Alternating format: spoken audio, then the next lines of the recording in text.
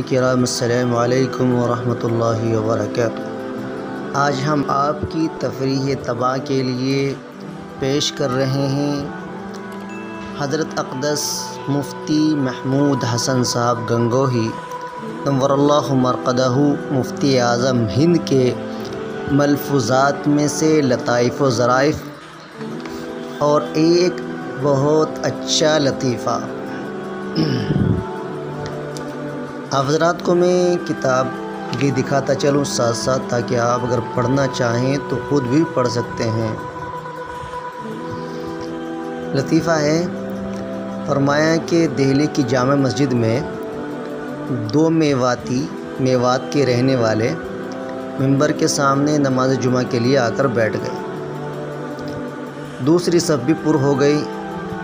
اتفاق سے جو میواتی بیٹھے ہوئے تھے ان میں سے ایک کی ریح خارج ہو گئی، تو پیچھے والے شخص نے اس سے کہا کہ بھائی تیرا وضو ٹوٹ گیا، وضو کر کیا؟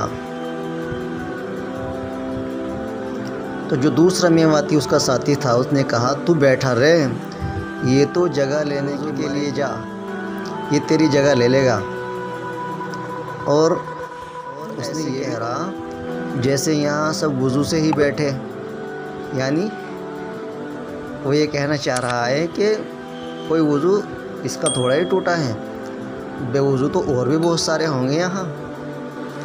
تو ایسے بیچارے یہ میواتی سیدھے سادے ہوتے تھے۔